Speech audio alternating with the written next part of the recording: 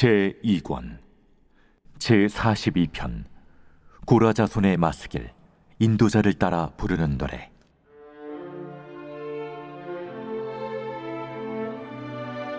하나님이여, 사슴이 시냇물을 찾기에 갈급함같이 내 영혼이 주를 찾기에 갈급하니이다.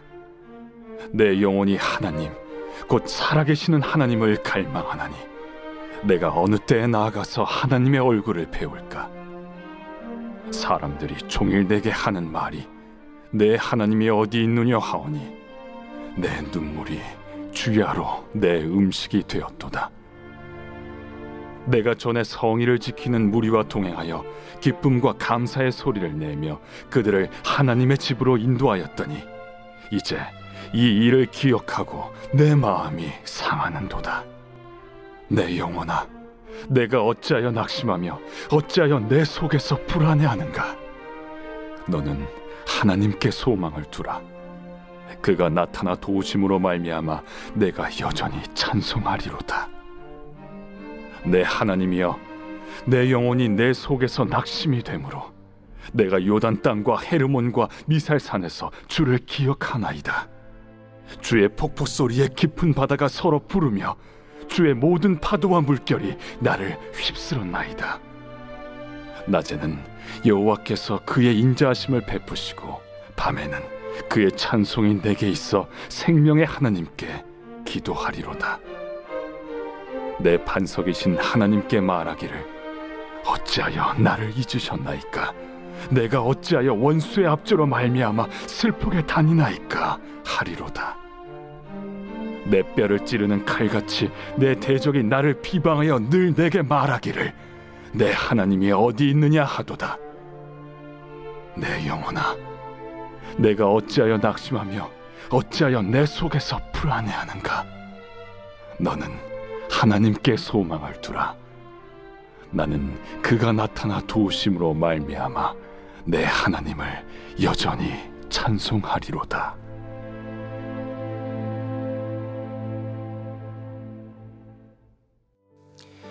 오늘 시편 42편은 총 시편 150편을 5권으로 구분할 수 있는데요.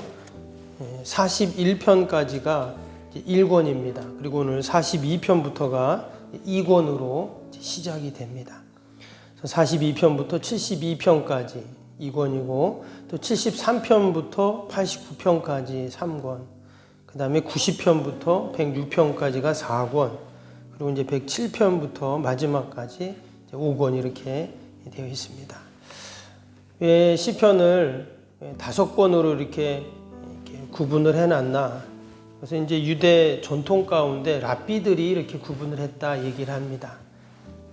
이제 랍비들은 모세 오경을 자신들의 이제 성경으로 여기고 있잖아요. 그래서 모든 걸 5개로 구분을 합니다. 이제 유대인들, 그 특별히 랍비들은. 그래서 이 시편도 그렇게 5개로 구분됐다 이렇게 이제 얘기를 합니다. 오늘 42편은 이렇게 제목을 보시면 표제에 고라 자손의 마스길 인도자를 따라 부르는 노래라고 되어 있죠. 우리가 앞에서 계속 다윗의 시편을 지금 쭉 읽어왔습니다.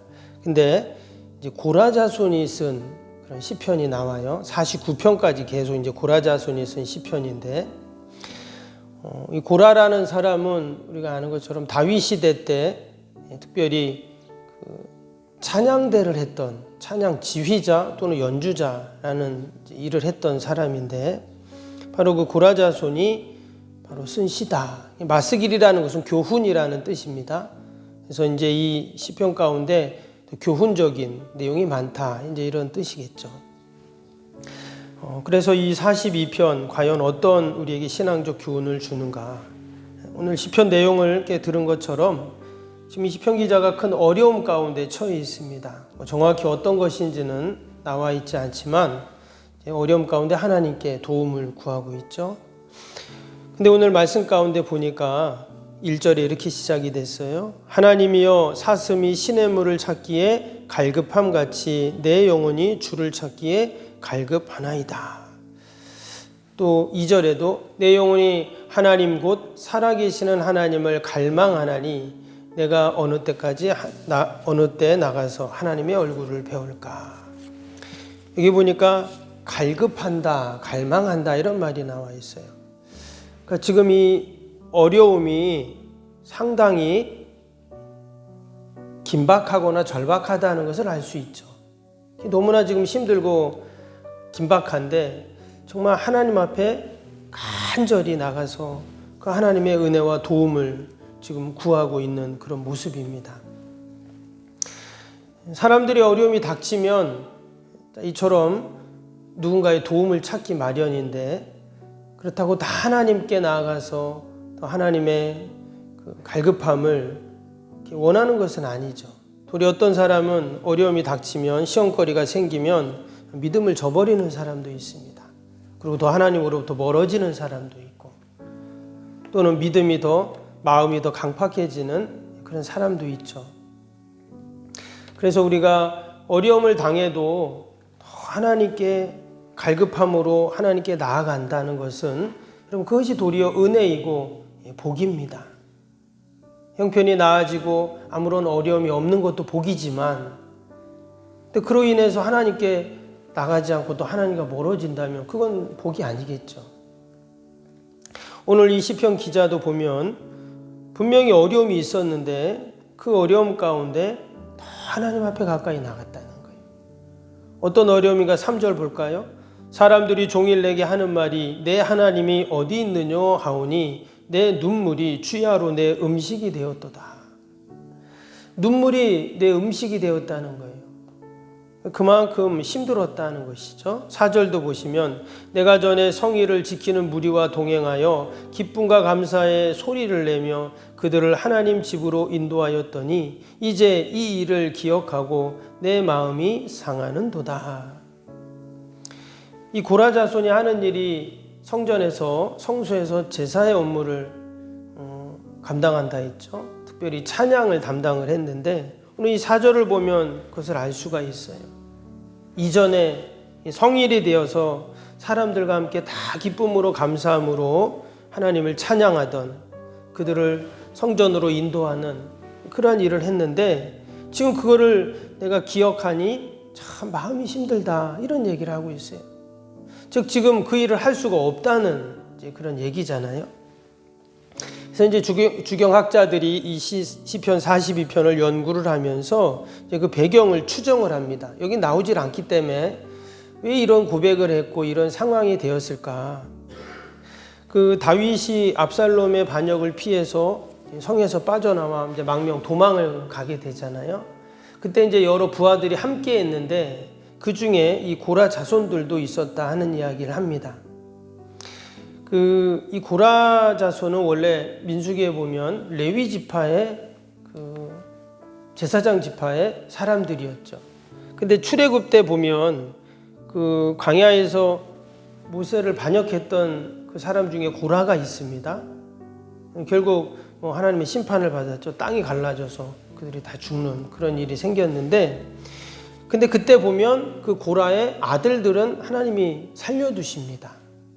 그러면 이제 고라의 아들들의 입장에서 보면 어떨까요? 우리 아버지가 지도자에게 반역을 하고 민족에 반역을 해서 그런 심판을 받은 사건을 생각하면 그들은 더 열심히 살고 하나님의 영광을 위해서 살아야 되겠다라는 이제 교훈을 갖고 또 한편으로는 우리가 가문의 명예를 다시 살려야 된다 이런 마음을 가졌겠죠. 그래서 그 이후로 보면 그 고라 자손들이 정말 하나님의 일에 열심을 다합니다. 그래서 그들이 이제 다윗 시대 때는 다윗의 부하가 되어서 때로는 다윗 왕을 지키는 그런 일도 하고 또 그로 인해서 그들이 나중에 다윗 왕국의 아주 중추적인 역할을 하는 그런 사람들이 됩니다. 특별히 그들이 이제 성전에서 이런 일들을 감당을 하게 되는데 지금 다 망명을 도망쳐 나왔다고 했잖아요. 그러니까 이제 예배를 드릴 수가 없는 거예요. 그래서 왕도 슬퍼하고 슬퍼하는 그 모습들을 보면서 이 고라 자손들이 바로 이 예배 찬양시를 지어서 함께 불렀다. 그래서 오늘 42편, 43편이 이제 그 시편이라고 그렇게 이제 학자들은 이야기를 합니다. 나중에도 보면 이 고라 자손이 어떻습니까? 고라 자손이 바벨론으로 이스라엘 백성들이 포로로 끌려갔을 때도 그때도 그들이 그곳에서 백성들과 함께 하나님께 찬양을 하는 그런 내용들이 후에 나오고요. 포로에서 돌아온 이후에도 그들이 하는 일이 성전과 관련된, 그때는 이제 성전 문지기로 그렇게 또 일을 했다, 이렇게 말씀이 나오게 됩니다. 그러니까 자기 조상들의 그 수치와 아픔들을 생각하면서 그들이 포기하지 않고 가문을 일으키려고 하고 또 무엇보다 하나님께 예배하고 하는 그 일에 최선을 다하는 그런 모습들을 이제 보게 되죠. 우리가 다윗의 시편도 참 주옥 같은 시편이 많았지만 이 고라 자손의 시편도 이제 49편까지 계속 나오는데 우리가 한번 가만히 이렇게 묵상을 해보면 너무나 귀하고 값진 시편들이다라는 것을 우리가 생각합니다. 오늘 5절도 한번 볼까요? 5절에 보니까 이제 11절에도 똑같은 이제 말씀이 나오는데요. 5절 보시면 내 영혼아 내가 어찌하여 낙심하며 어찌하여 내 속에서 불안해하는가? 너는 하나님께 소망을 두라. 그가 나타나 도우심으로 말미암아 내가 여전히 찬송하리로다. 이 찬양의 가사에도 이게 있잖아요. 이 5절과 또 11절 이렇게 읽어보면, 묵상해 보면 정말 본인도 그렇지만 고라 자손도 그렇지만 지금 사람들이 다윗도 다 낙심해 있잖아요. 압살롬이 반란을 일으키고 지금 어려움 가운데 그들이 피신해 있고 장차 어떻게 이제 될지 모르는 그런 참 낙심되는 상황이거든요. 그런 것을 생각하면서 너는 하나님께 소망을 두라. 그가 반드시 도와주신다. 그러면서 우리는 여전히 하나님을 찬송한다. 또 찬송합시다. 이렇게 지금 선포를 하고 있는 것입니다. 여러분, 우리가 오늘도 오직 하나님께만 소망을 두어야 할 줄로 믿습니다. 왜? 하나님이 우리를 도와주시니까. 하나님이 우리 자녀를 도와주시고 하나님이 우리의 모든 소망과 계획 가운데 하나님이 개입하셔서 도와주시기에 우리는 늘 하나님께 소망을 두고 또 하나님을 찬양해야 할 줄로 믿습니다. 근데 여전히 옆에서는 뭐라고 합니까? 3절 보세요. 옆에 사람들이 종일 내게 하는 말이 내 하나님이 어디 있느냐? 10절도 보세요. 내 뼈를 찌르는 칼같이 내 대적이 나를 비방하여 늘 내게 말하기를 내 하나님이 어디 있느냐 하도다. 이 믿지 않는 사람들이 옆에서 그런다는 거예요. 에이, 하나님이 있긴 뭐가 있어. 당연히 뭐 하나님이 보이지도 않고 그들은 믿지도 않기에 하나님의 도움이 없잖아요. 하나님이 어디 있어? 이런다는 거예요. 종종 성도님들 가운데 목사님 제가 몸이 힘들고 아픈데 좀 기도 좀 해주세요. 이제 이런 분들이 계세요. 그러면 당연히 기도를 하죠.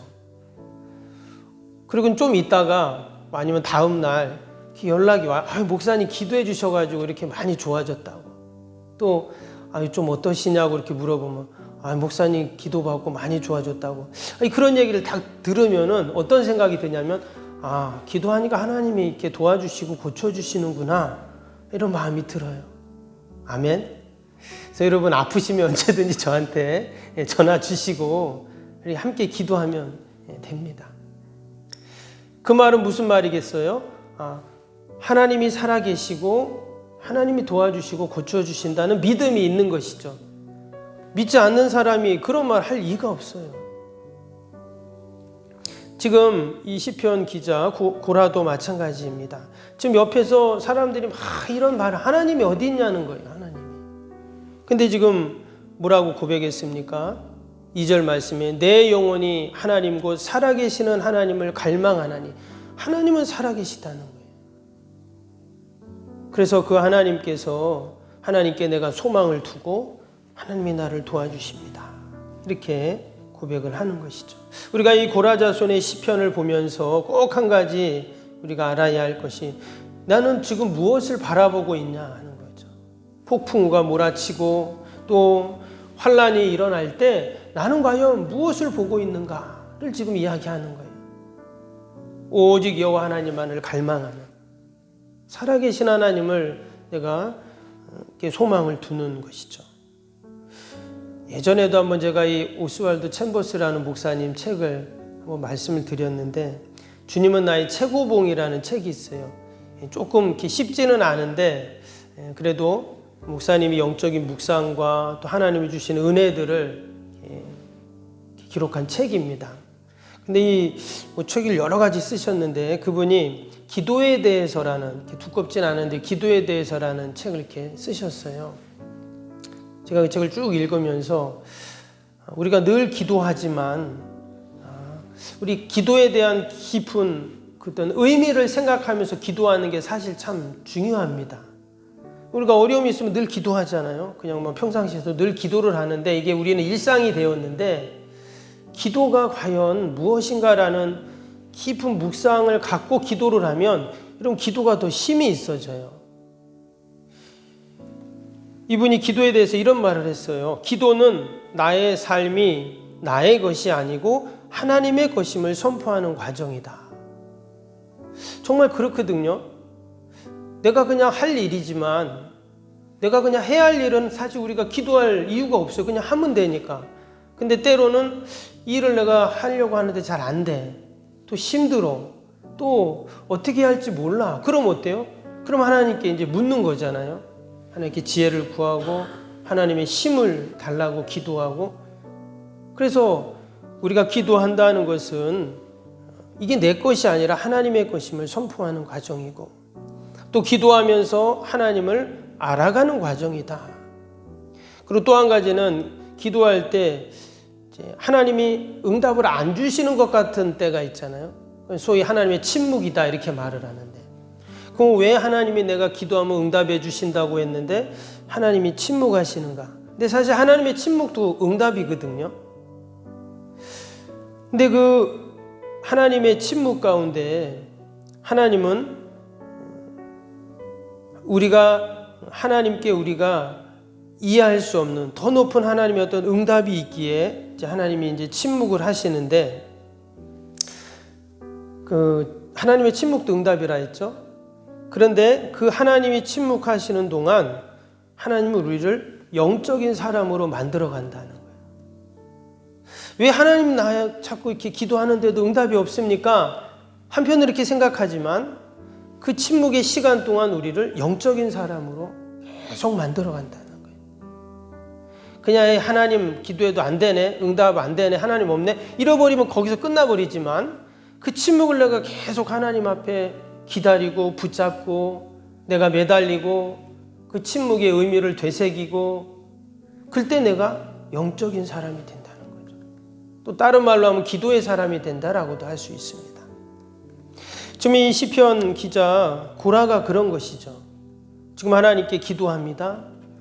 하나님께 소망을 두고 하나님께 갈망하고 사심이 시냇가를 찾는, 그 목말라서 허덕이면서 그 물을 찾는 것 같은 그 모습이잖아요. 여전히 옆에 사람들은 하나님이 어디 있냐, 하나님이 어디 있냐 비방하고 마치 칼로 나를 찌르는 것처럼 나를 그렇게 찌르고 힘들게 하고 있어요.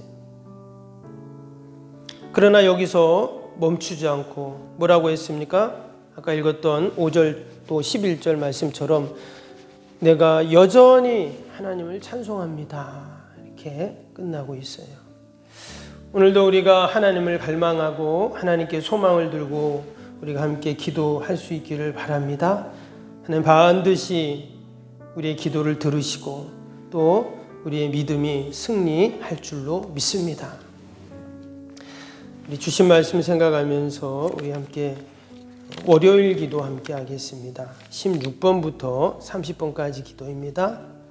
16번부터 30번까지. 기도와 헌신을 통해 보이지 않는 영적 성전 건축이 먼저 이루어지게 하옵소서. 아멘. 모든 성도들이 믿음의 눈을 열어 하나님의 새 역사를 바라보게 하옵소서. 아멘. 성전을 봉헌하기까지 성도들에게 흔들리지 않는 반석 같은 믿음을 주옵소서. 아멘. 이웃사랑, 섬김, 세계 선교가 한치의 흐트러짐 없이 이루어지게 하옵소서. 아멘. 새로운 공간이 다음 세대와 모든 열방을 구원하는 축복의 통로가 되게 하옵소서. 아멘. 교회 건축이 고통당하는 자들의 치유와 회복의 성산으로 쓰임받게 하옵소서. 아멘. 온 성도들이 주님의 거룩한 비전에 하나 되고 소명을 따라 헌신하게 하옵소서. 아멘. 각자의 형편은 다르지만 주님께 빚진 자의 마음으로 동일한 헌신을 하게 하옵소서. 아멘. 성도들이 물질을 드릴 때마다 세상이 줄 수 없는 감격과 기쁨을 누리게 하옵소서. 아멘. 성도들이 땅의 기름진 복을 받아 약속한 모든 헌신을 넉넉히 감당하게 하옵소서. 아멘. 모든 성도가 믿음 안에서 기적의 역사를 이루어 통로가 쓰임받게 하옵소서. 아멘. 사랑으로 하나 되어 주님의 몸된 교회를 더욱 잘 세워나가게 하옵소서. 아멘. 주님의 피로 사신 교회를 더욱더 사랑하게 하시고 서로를 돌아보게 하옵소서. 아멘. 성전 건축이 진행되는 동안 더욱 견고한 사랑의 공동체가 되게 하옵소서. 아멘. 공동체를 위협하는 어떤 역경과 도전에도 사랑과 믿음으로 승리하게 하옵소서. 아멘. 예수님의 이름으로 기도합니다. 아멘.